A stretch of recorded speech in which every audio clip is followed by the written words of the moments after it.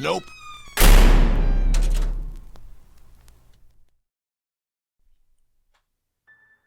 Help! Someone, please help. I came in here for a drink, since I ran out and the liquor stores are all closed after 9 p.m. where I live. This tavern looked quaint and inviting. The outside was black stone, and there were 2 statues of devious-looking bronze imps flanking the front door, beckoning me in. They caught my eye when I saw them a few weeks ago.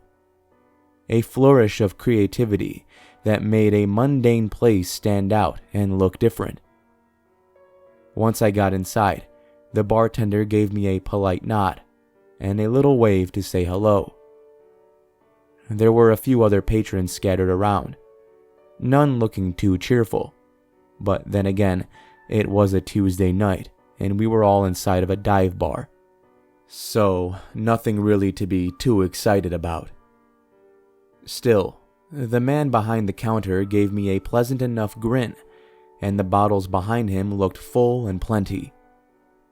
The glasses were clean, and he fulfilled my request for a gin and tonic, adding a lime for garnish as I hoped he would. I sat down on the bar stool and looked around while sipping on my drink. The people around me looked odd for some reason. The man closest to me looked over in my direction. His eye was milky white, and his face looked loose, like a rubber mask that didn't quite fit right. The skin appeared ready to fall off of his face. Clumps of his hair fell out when he rubbed his beard thoughtfully.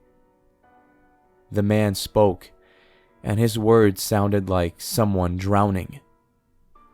Oh, a fresh face. Have you been with us for long? I didn't see you come in. He got up and stalked toward me. I tumbled from my bar stool, terrified. The pain of landing on the floor was quickly overcome by adrenaline when I saw the other patrons had now noticed me too. In the dim light, I hadn't seen their hideous faces, their dismembered forms, the jaundiced and decaying skin that glimmered with too much sweat in the dim light as they approached me. Their eyes were milky white, like cataracts as well. They held their drinks up high and handed me mine from the counter. Or at least I thought they were going to. They tossed it in my face instead. It went painfully up my nose and into my eyes.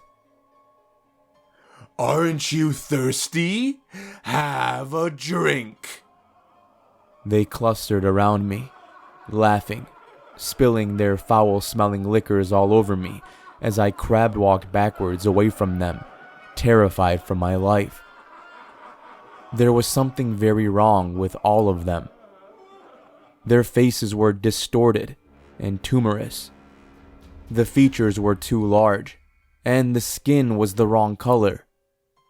Bulbous red noses, rotten teeth, sunken skulls dotted with pencil-lead thick blackheads. I wanted to get out of this place so badly. Stumbling to my feet, I ran for the door. At least, where I thought the door had been. But it was like a cruel trick. Like a funhouse at a carnival where you run into a mirror thinking that's where the way out should be. My memory, it isn't what it used to be. Sometimes, when I'm drinking, I can't remember what happened 5 seconds ago, let alone 5 minutes ago. Perhaps the door is over there, I thought to myself. Maybe I just got turned around somehow. I got up and bolted across the room to the other side, where I figured the door leading out had to be. There were only so many options after all. Instead of a door, there was only another table full of patrons. Their cackles rang loud in my ears as I backed away from them. The place had been nearly empty when I walked in. Now, there were mutants everywhere. I had just drank too much, I told myself, stumbling away from that spot to another likely way out. But I already knew something was very wrong. There was no way out. Not anymore. Every wall of the tavern was windowless and without doors. The patrons were all laughing and ignoring me again, drinking their vicious, Terry-looking drinks. They appeared to me like evil creatures from a fairy tale, suddenly. Like trolls keeping me locked up here. Or imps, perhaps. "Have a drink," the voice from behind me said. Its tones are silky and smooth, and bubbling with generosity. "We have all your favorites, and you can stay here with us for as long as you like." Thank you for listening, and I hope you enjoyed this week's story. If you did, take that like button and, just take it out for a drink.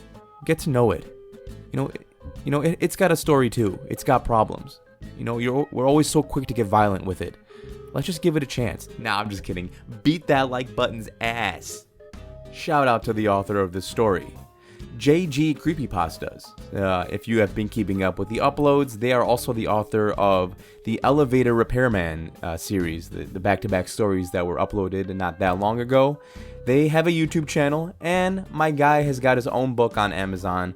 I will leave a link down below for both the YouTube channel and the book, so you can check both of them out and grab a copy of the book if you are interested. I got mine, and I'm enjoying it so far, so check it out. But until next time, everybody, remember to stay safe out there. I'll be seeing you in the next video.